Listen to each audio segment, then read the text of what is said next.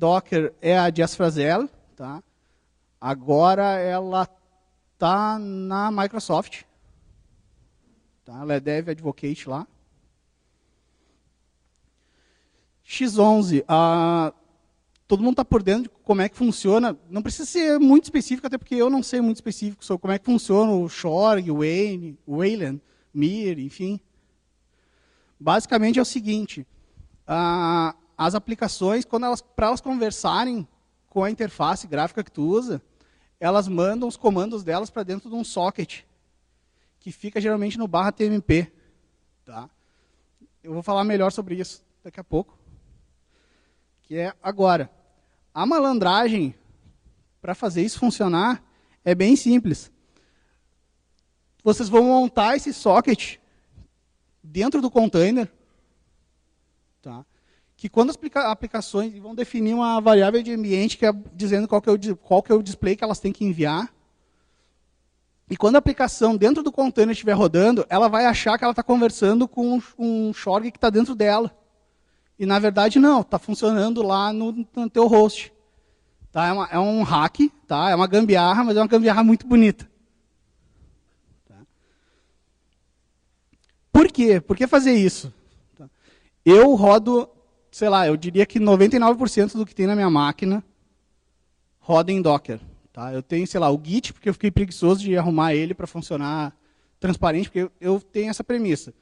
Se está funcionando ali, tem que funcionar transparente. Eu tenho que esquecer, ou mais próximo de me esquecer, que eu estou rodando um container. Tá? Não tem que parecer que eu não tenho que ir lá digitar muita coisa. E eu fiquei com preguiça na época, uma hora eu vou terminar isso. É o Git e o VI, que é para, né, tem que ter um fallback. Se der alguma merda, eu tenho o VI para mexer. Por que eu faço isso? Eu não tenho que me preocupar se as aplicações estão enchendo de lixo no meu computador. Porque quando morre o container, morre tudo com elas, exceto o que eu quiser que fique na minha máquina. Tá? Eu não preciso ter que, por exemplo, se eu vou rodar uma aplicação, quando eu vou iniciar ela, eu não preciso me preocupar se ela está instalada ou não. Eu posso remover a imagem do container, quando chamar de novo, ele vai baixar a nova imagem e vai fazer funcionar. Tá? É divertido. Depois eu vou falar, é frustrante, mas é divertido mexer com isso. Tá? Tu te sente um cientista, assim, quando as coisas funcionam, tu fica, eu consigo, eu sou o máximo. É bem legal, as pessoas costumam, quando tu fala, eu rodo Chrome no Docker, as pessoas ficam, uau, como ele manja de Docker. É bacana, tá? A sensação que dá para ti é muito boa, principalmente quando tu tem algumas coisas, como eu sofro de síndrome do impostor. Então, as pessoas falando bem das coisas que tu faz, te fazem bem. Tá?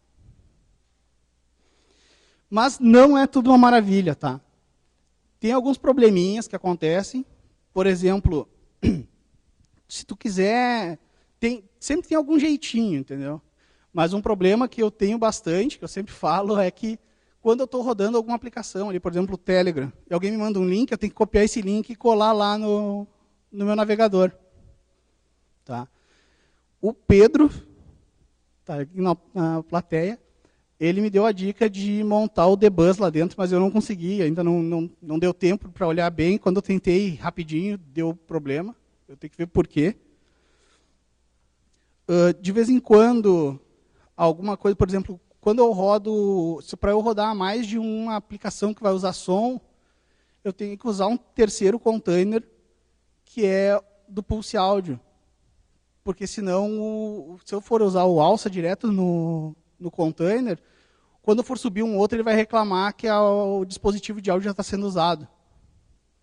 E de vez em quando, morre o container do Pulse Audio. E tu não nota. Daí, quando tu vai precisar do som, ele não está funcionando. Esse tipo de coisa acontece. Tá? Às vezes é bem frustrante quando uma coisa não funciona. Tem container, que quando tu vai montar a imagem dele, não é só... Essa é uma das partes mais frustrantes. Quando tu vai montar uma imagem nova, tu vai lá olhar a aplicação, quais são os requisitos, e eles falam, isso e aquilo. Mas não é só isso e aquilo.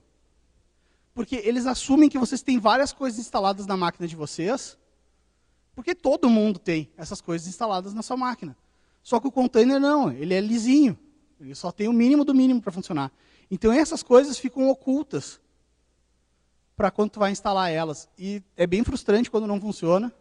Teve já jogo que eu fui fazer a imagem, e eu passei, sei lá, uma semana para descobrir qual era a dependência, uma dependência ridícula. Quando eu fiquei, eu não acredito que eu não testei isso.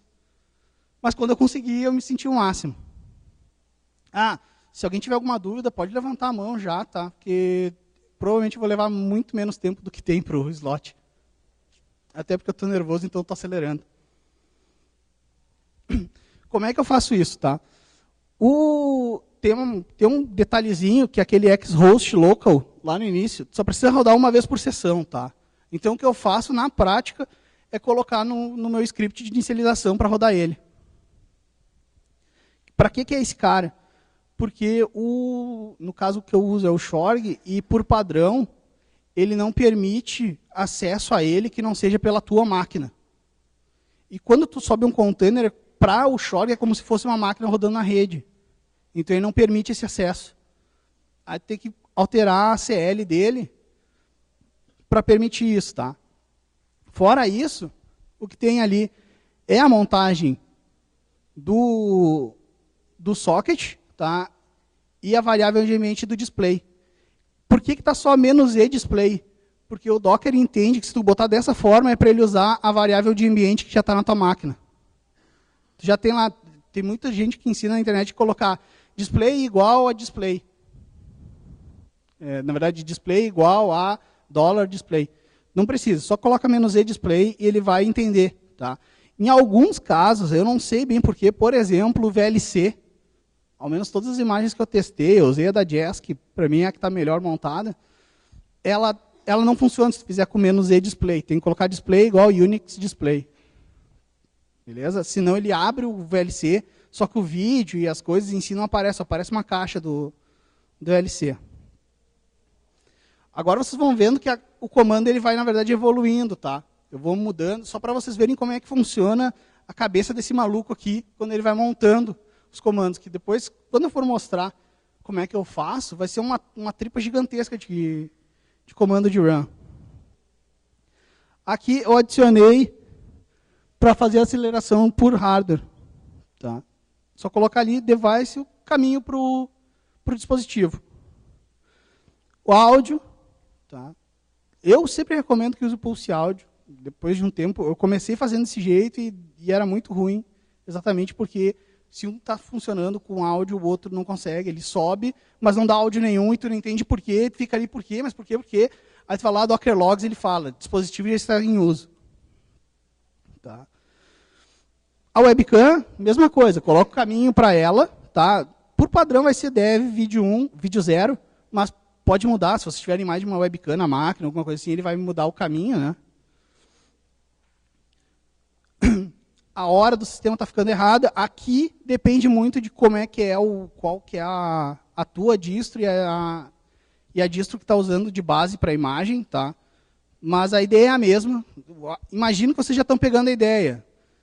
Pega o caminho que está na máquina de vocês e manda para dentro do container. Tá?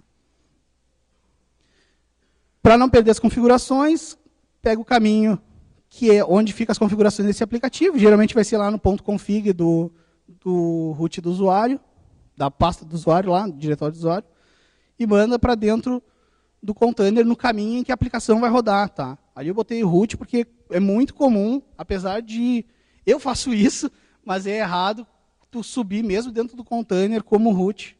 Tá? Isso é uma coisa que eu tenho que atualizar nas minhas imagens, mas é só um exemplo aqui.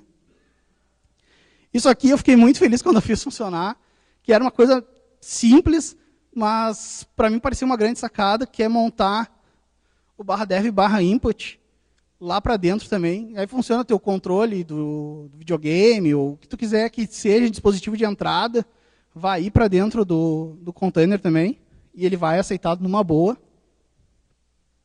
Só tem um detalhe.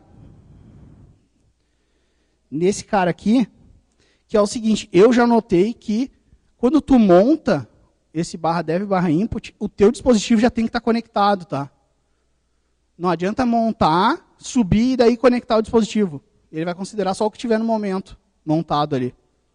Inclusive, se desconectar o dispositivo e reconectar, é grande a chance de que ele não vai reconhecer de novo, ele vai perder a conexão, você vai ter que derrubar o container e subir ele de novo. Isso aqui é o seguinte, esse GIF aí foi exatamente a sensação que eu tive quando num meetup, em 2016, eu conversando com o Gomex, não sei se vocês conhecem o Gomex. Alguém conhece o Gomex? Tá. É o Rafael Gomes, para mim ele é a referência de Docker aqui no Brasil. Tá? Ele, o Boina, enfim. A gente estava conversando sobre isso e ele falou, tá, mas se tu consegue rodar com o Docker, tu não consegue fazer um compose disso e, por exemplo, botar toda a stack de aplicações que a minha empresa trabalha dentro de um compose e eu só chamar pelo compose e sair funcionando, compartilhar com meus colegas, e eles darem um compose up ou um compose up, qual a aplicação, e ele vai chamar a aplicação correta, já tudo. E eu fiquei desse jeito, uau! Eu cheguei em casa, a primeira coisa que eu fiz foi testar, eu acho que era umas 11 horas da noite, e funcionou de cara, não teve muito estresse. Tá? Eu pedi para um amigo meu testar com o Mac, também funciona, enfim. Depois eu vou mandar um artigo que fala sobre isso. Dicas. Essas dicas são assim, coisas baseadas na minha experiência mesmo. Tá? Eu me quebrei muito até resolver fazer esse tipo de coisa. Quando eu coloco as flags do Docker para rodar, eu tento ao máximo botar elas em ordem alfabética. Aí tem algumas coisas que tu vai ter que acabar criando uma convenção. Por exemplo, 2 hífen vale como antes, ou no meio e tu desconsidera. É uma coisa que tu vai definir. Eu coloco primeiro os que são com 2 hífens para flag e depois coloco os outros, sempre mantendo a ordem alfabética. Porque na hora que der problema vai ser muito mais fácil de vocês acharem onde é que está o problema, onde é que está, qual que é a flag. Ah, é tal, mas onde é que ela está? Dá um trabalheira. Faz um script, tá? E coloca os comandos como se fossem funções e só faz um source dele para dentro do teu terminal. Depois tu vai rodar eles como se fosse um comando normal. Vou mostrar ali depois, tá? É bem tranquilo. E se, por exemplo, vocês quiserem fazer igual eu faço, que eu tenho ali, por exemplo, minha screenshot do meu computador é feita com um container, tá? Meu computador é lento, vocês vão ver, mas funciona. Eu aperto o print screen e ele tira a screenshot. Demora, mas ele tira. Usem o modo detach, tá? Porque o que acontece? Se vocês rodam, por exemplo, usando ali aquele --rm, que é para ele remover o container no fim do uso dele, vai ficar preso o terminal de vocês. A menos que vocês mandem ele para background, por fora e coisas assim. É mais fácil fazer com -d e colocar na função de vocês lá para matar aquele cara quando começar. É uma coisa que eu aprendi com muito esforço. A hora da demo, aí vem a pequena surpresa, vocês já devem estar imaginando.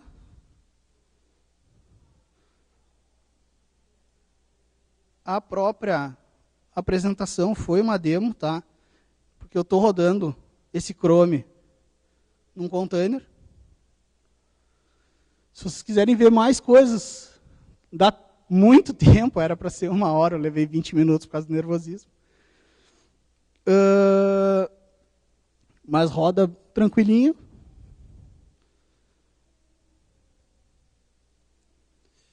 Algumas indicações que eu tenho, tá? No Telegram, tem o Docker BR, tem 3.000 pessoas, alguém vai ter a resposta para a dúvida de vocês. Tá lá eu, Gomex, Boina, FIC, enfim. Tem o livro do Gomex, Docker para desenvolvedores. Ah, mas eu não sou desenvolvedor, não tem problema. A moral dele, na real, é mais para pessoas que têm zero experiência com Docker. Como o Gomex sempre fala, se vocês lerem esse livro, vocês não sabem nada de Docker, lerem esse livro e não entenderem alguma coisa, tem que abrir uma issue com ele, porque ele está falhando. Não é vocês que estão falhando, tá?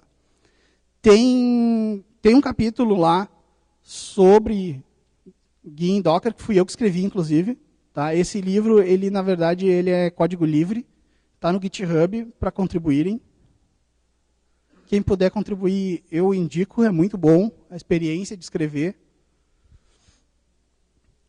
Meetup de Docker, tá? Não importa a região de vocês, eu botei, antes era o link para Porto Alegre, agora para os meetups que tem pelo mundo inteiro. Tá? Qualquer lugar, entrando nesse caminho, vocês vão cair lá nos meetups de Docker. Tem o post da Jess, tá? Que para mim é a pessoa que melhor entende sobre isso. E tem o meu post. Tá? Fomos os primeiros? Não.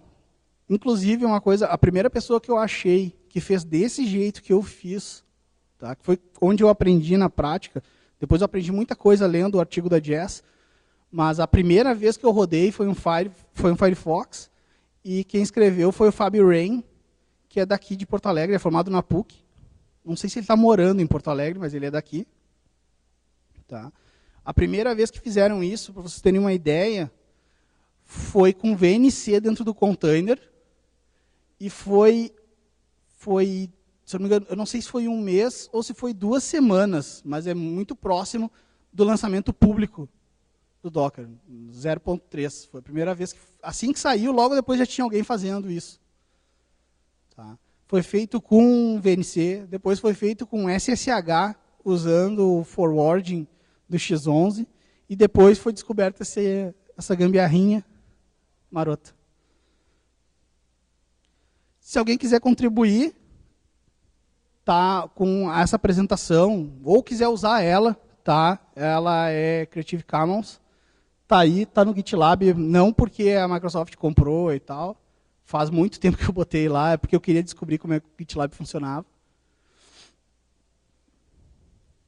E obrigado.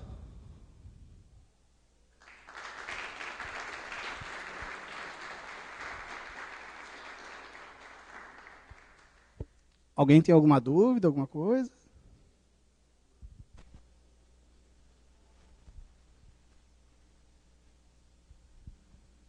Vou te fazer uma pergunta, você me disse que eu estou viajando demais, mas você já tentou fazer uma inception de, por exemplo, eu uso Arc hoje, e eu tenho o Wayland como meu default, mas eu sinto falta de várias coisas do Xorg.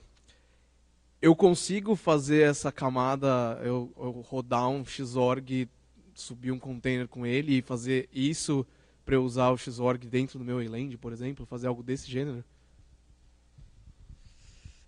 Eu também uso Arc. E sim, tem, na verdade, eu esqueci de colocar, porque foi uma coisa que eu descobri depois e, sei lá, me deu um branco de colocar ali nas indicações. Tem, inclusive, no GitHub, depois eu procuro e te passo, uma ferramenta que faz isso para ti. Eles achavam que não era legal usar, depender do gerenciador que a pessoa usasse na sua máquina, então o que eles fazem é, eles sobem, tu pode escolher se tu quer o Wayland, se não me engano é o Wayland e o Xorg, que tu pode escolher, não tem o Mir nele. Mas tu escolhe qualquer e ele vai subir um container daquele cara e já vai fazer todas as integrações internas ali. Tá? Mas dá. Até onde eu li, eu não vi ninguém que usa, já me falaram dele, daí eu pesquisei, fui lá, olhei, achei bacana, mas a Jess, agora, ela está fazendo exatamente isso. Na máquina dela, agora, é tudo. Tudo é container. Ela, inclusive, usa Gentoo. Mas dá. Eu não sei como seria, por exemplo, se cair teu Xorg que está no container, o que vai acontecer? Então, tu vai perder tudo junto. Mas dá.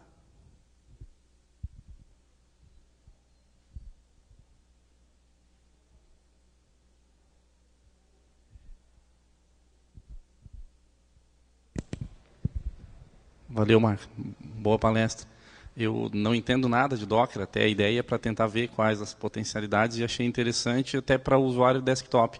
Mas me ficou a dúvida que, sim, tu faz um container para cada aplicação, por exemplo, um para Chrome, um para Firefox, um para CalWriter e para Gedit e por aí vai?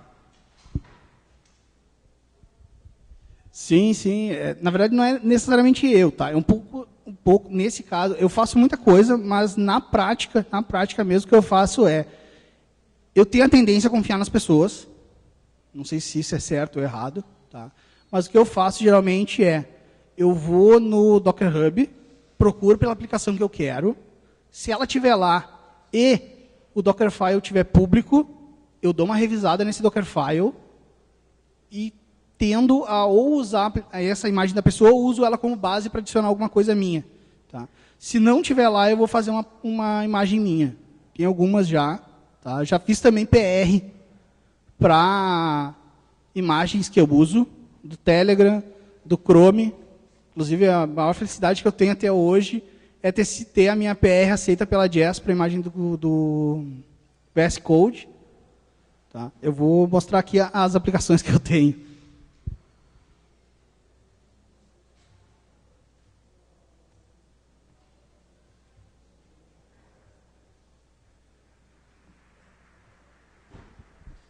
Pode ver que a lista é bem extensa, tem muita coisa que eu não atualizo há muito tempo, porque ainda está funcionando porque eu quero.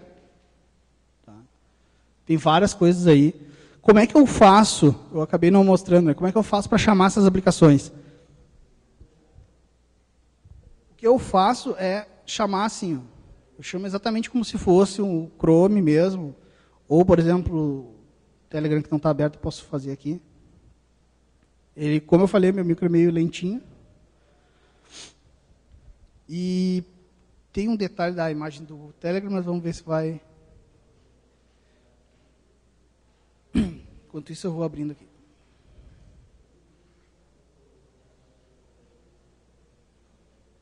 Ó, isso é uma coisa que eu tenho que fazer, ver o que é o problema e fazer a PR. Tá? Eu já medo do Telegram, já com medo disso acontecer, que às vezes ela não sobe, ela dá erro assim que ela sobe, e nos logs não aparece nada. Mas isso é um problema... não aparecer nada no log é um problema da aplicação, porque não sei se vocês usam o Telegram Desktop, ele não manda log de nada. Mas se eu chamar ele de novo aqui, agora ele vai abrir, por algum motivo. O que eu faço é o seguinte, ó, eu tenho todos eles como se fossem funções, pode ver, ó. Agora ele abriu. E daí pode ver que eu coloco tudo em ordem alfabética, ou o mais próximo que eu consigo disso. Se vocês forem ver, por exemplo, como é que é o run do Chrome, ele é uma pequena tripa gigante. Tá? É enorme mesmo. Então seria muito trabalho digitar tudo isso. Por isso que eu faço essas funçõezinhas. Aí o que eu faço é o seguinte, lá no meu SHRC, tem que colocar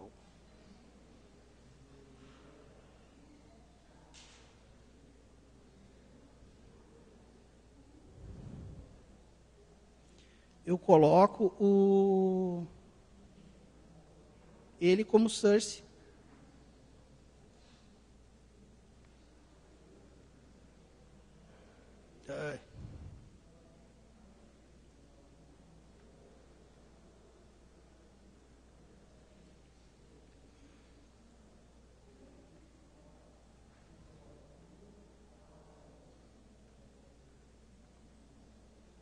Fiz um source dele ali, e daí ele roda aquelas funções como se fosse um comando ali. Eu estou rodando aquela função sempre que eu chamo.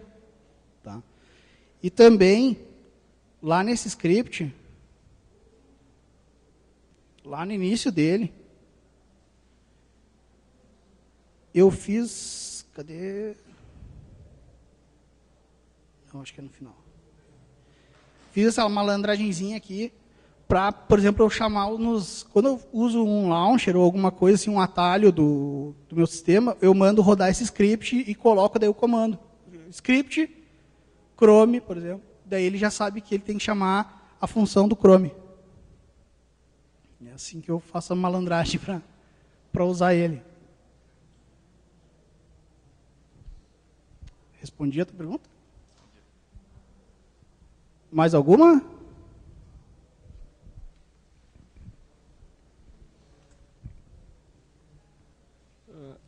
Cara, eu achei bacana isso aí, porque, assim, às vezes a gente tem máquina de desenvolvimento, por exemplo, no trabalho, assim, tem que manter N versões de editores, etc. O cara tem que usar uma IDE, sei lá o quê. Daí parece ser bem interessante e fácil de manter, distribuir uma versão nova das coisas, né, com essa abordagem, assim. Mas eu fiquei curioso de saber como que é a tua percepção no dia a dia, assim, se tu sente muita diferença de performance quando o que tu executa nativo e o que está instalado ali, fora os problemas que tu já comentou, né? Se tu percebe que tem alguma sensível diferença ou não, se seria aplicável usar isso nesse cenário. Bem, como eu falei já várias vezes, a minha máquina é bem lenta, sabe? Ela tem já uns 4 anos, tem 2 GB de RAM e tal. Na verdade, eu acho que ela já está com 5 anos. Então, acaba assim, era lento e continua lento. Eu não tive muito... de tempo, percepção do tempo para a aplicação subir, eu não notei diferença, tá? Só que, claro, é uma coisa de percepção, já era meio lento. Tá? O que eu notei, por exemplo, é que eu tenho muito mais... Isso é uma coisa que eu não comentei nas vantagens. Eu tenho muito mais controle sobre o que a minha aplicação faz. Por exemplo, esse Chrome que está rodando aí, ele está limitado a 1 GB. Eu já limitei ele a 512 MB de RAM e ele sobe. Depois que tu abre umas 3 abas, ele dá crash. Mas ele sobe. Tá? Então, o que eu consigo fazer é, continua lento, mas antes eu subia o Chrome, eu não fazia mais nada no meu computador. E, sei lá, eu gosto de usar ele, me acostumei. Então, o que eu faço é isso, eu limito ele e isso me permite abrir outras coisas.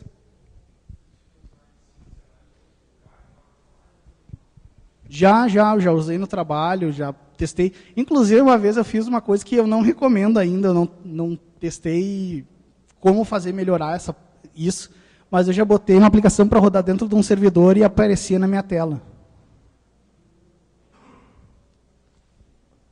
Cara, tem um pequeno pênalti de RAM, porque quando você abre o aplicativo direto no seu sistema operacional, ele só vai carregar, por exemplo, uma biblioteca compartilhada, ele só vai carregar uma vez.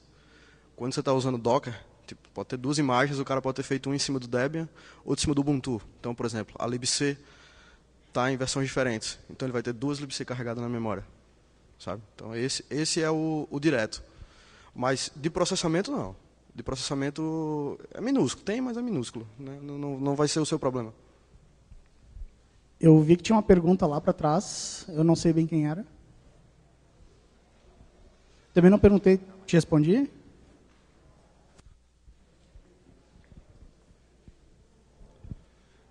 Na verdade é bem básica, assim, né? Da máquina que tu está rodando de dependências, simplesmente eu tenho um Docker e um X e vai, ou eu tenho que estar instalando outras dependências, outras coisas, algum erro com essas aplicações moderninhas aí, Chrome, VS Studio, VS Code, essas coisas?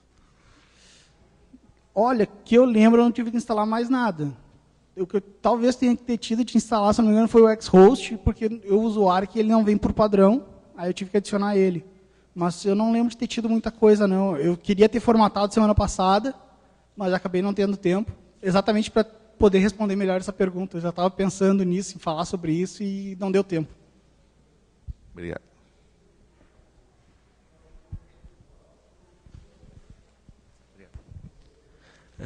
Tu acabou de comentar ali que tu rodou remoto no servidor e puxou a aplicação para rodar na tua máquina. E tu falou que não é recomendável. Eu queria que tu explorasse mais um pouco isso de rodar o container e puxar a aplicação e rodar remoto na tua máquina. Qual que seria o problema, as implicações disso? Ficou extremamente lento. Não era problema do servidor, é porque o que acontece? Como eu estava mandando pela rede, ao menos é a minha teoria disso, tá? Como eu estava mandando pela rede e a rede em si estava saturada, eu não testei num ambiente isoladinho, bonitinho, nem nada assim, sabe? Ela era bem lenta. Para usar um editor de texto dava, mas ainda assim tu notava um lag, assim, tu digitava uma coisa, dava, sei lá, 1 segundo, aparecia o texto. Mas eu testei até jogar e não dá. Não. Quando tu coloca ali a variável do display, tu pode colocar, por exemplo, que é para acessar o Shorg de uma outra máquina. Foi assim que eu fiz. E daí dava um lag bem grande. Funcionava as coisas, eu rodei Minecraft e funcionava, ficava, sei lá, eu acho que 2 FPS, 3 FPS, mas ele abria, sabe? Eu usei um editor de texto, ele abriu. Eu rodei o... esqueci o nome, o MySQL Workbench, ele abriu, tudo funciona. Só que a percepção é que estava muito lento, assim, tu notava que tinha um lagzinho entre as coisas acontecerem, era irritante.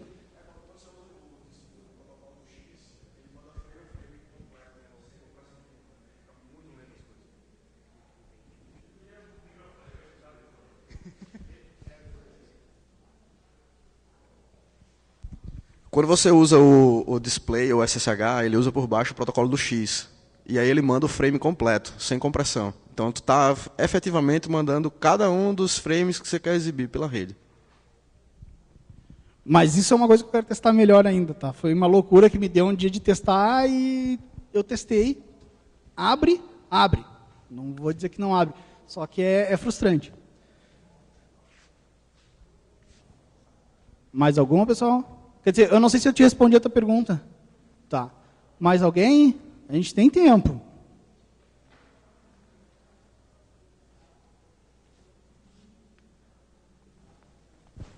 Não existe pergunta idiota, gente. Tu tá com uma cara de que quer perguntar.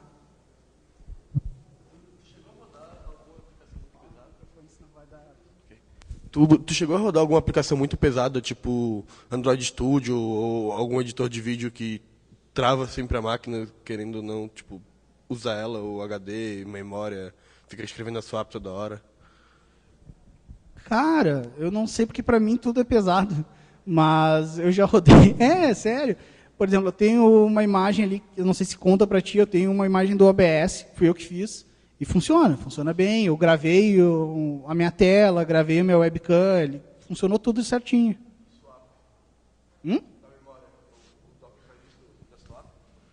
A swap da memória, quando enche a memória, tu disse ali do Chrome, o Docker faz isso para ti ou tu tem que colocar uma área de TMP para poder escrever a swap? Eu não cheguei a prestar atenção, mas eu acredito que sim, tudo normal. É que assim, ó, tu pensa que Docker, apesar de a gente falar que é virtualização, é uma virtualização de sistema operacional, tá? Não é uma máquina virtual, mas é uma virtualização. Só que tu tem que pensar que o Docker, para o teu host, ele é um processo. Ele vai funcionar igual qualquer outro processo da tua máquina. Inclusive, quando tu vai pensar como monitorar um container, as pessoas sempre me perguntam como é que tu monitora container. Cara, como é que tu monitoraria um processo da tua máquina? É a mesma ideia. Então, se aplica para qualquer ideia em relação a isso.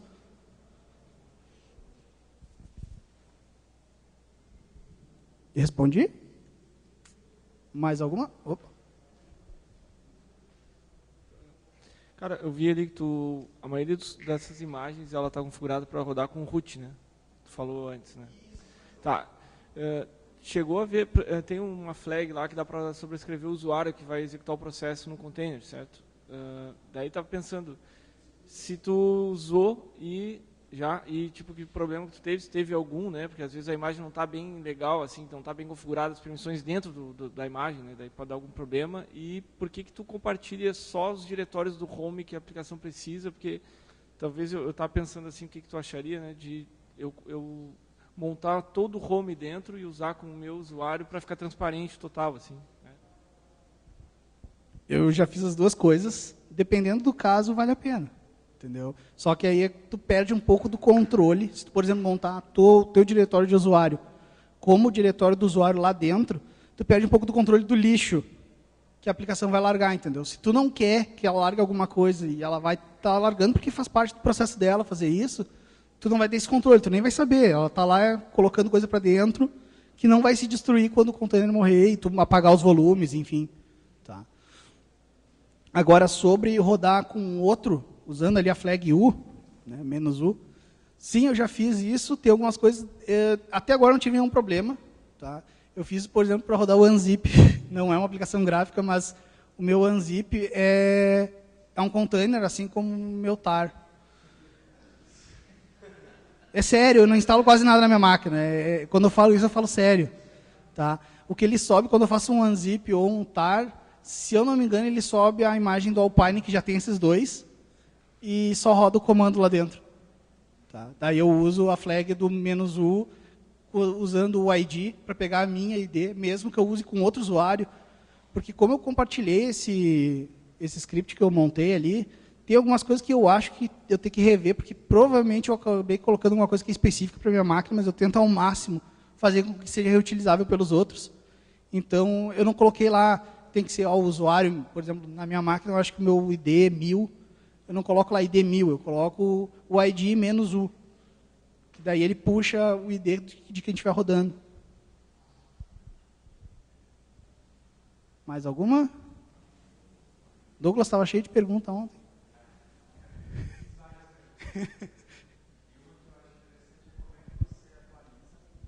Obrigado. Tá, então vamos lá. Eu acho muito interessante essa ideia de rodar o sistema com containers. Acho que é maneiro porque você pode passar para várias pessoas do seu time e tal. Mas a dúvida que eu tenho é como é que você lida com a atualização dos programas, né, que você usa. Então, você pega o Chrome, por exemplo, ou o VS Code, ou o Sublime Text. Como é que você lida com isso? Como é que eu lido com as atualizações? Atualização de versão mesmo. Porque se você tem, por exemplo, aquele arquivão gigante teu lá do Compose, com todas elas, eu suponho que você vá atualizando nelas, né? Então, será que existe uma forma automatizada, alguma forma mais rápida de atualizar? Porque com gerenciador de pacotes, você roda, em geral, 2 comandos, né? Um comando para atualizar e outro comando para puxar as novas versões, né, da base de dados de pacotes, e outro para atualizar. Mas como é que é isso numa máquina totalmente containerizada? Eu penso bastante sobre essa parte de automatizar. Eu ainda não tive tempo para montar um processo. Eu queria fazer realmente automatizar, de, sei lá, identificar que teve uma atualização do pacote, ele gerar uma imagem nova. Ainda não parei para fazer. Tá? Provavelmente vários aqui já têm ideia exata de como fazer, eu ainda não tive. Tá? O que eu imagino é o seguinte, tu está se referindo a um time numa empresa, né? O que eu faria nessa empresa é, automatizando ou não, eu iria montar um repositório de imagens interno, tá? E daí a equipe que é responsável, porque a equipe que vai montar o repositório das imagens que vai ser usado pela empresa, ela tem que fazer muito mais do que só montar um pacote, né? Ela tem que testar ali ele, tem que ver se funciona com as outras, com a stack da empresa, como é que estão as vulnerabilidades, esse tipo de coisa. Então, eles teriam de fazer todo esse processo, manual ou não, e montar essa imagem que vai ficar lá montada, certinho no lugar ali. E se eu fosse fazer para a empresa, no meu Compose, eu não usaria, por exemplo, pode ver que no meu script aqui, tem muita coisa que eu não estou usando o latest. Eu não sei quais que estão, mas tem algumas que não estão. Nesse caso, eu iria usar, porque, bem, a imagem que vai ser a última lá no repositório vai ser a indicada pela empresa, né? Seria como eu faria. Não sei se isso responde a tua pergunta. Temos 20 minutos ainda.